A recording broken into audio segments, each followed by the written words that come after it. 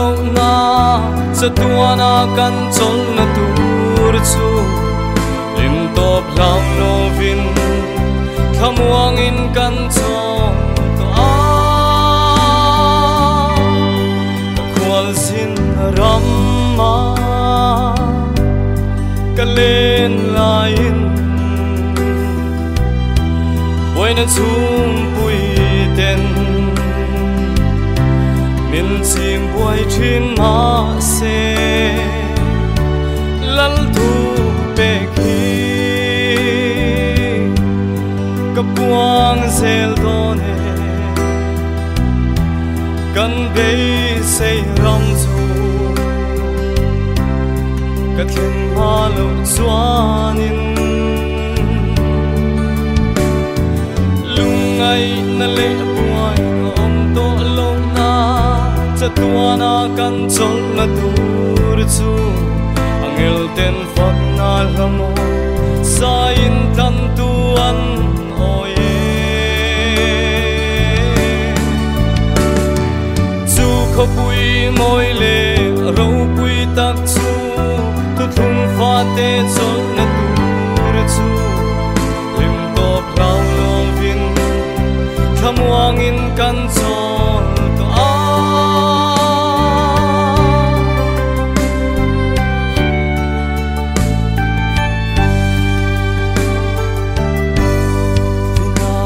rem shiat na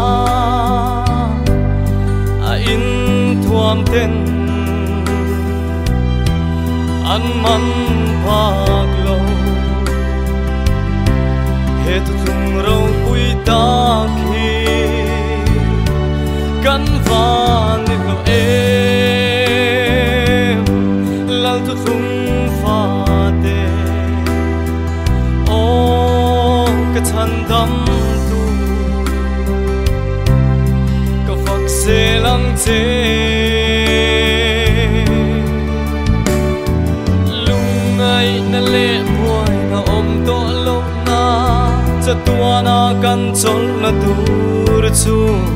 angel ten fak na lamo sa in tan tuan oye chu kho pui moi le ro pui tak chu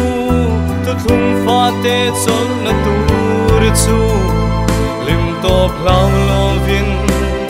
thamuang in kan chol a am kim lo na kho vel la trong hian e ka thir thin chu ram chu o kang hak le le me ka then ve hun tu dan tu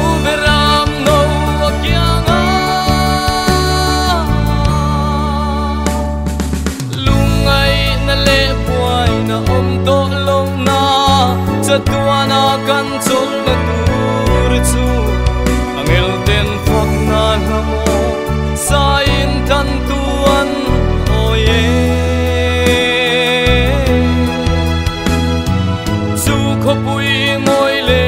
ro pui tak chu tu thum fa te chol na tur chu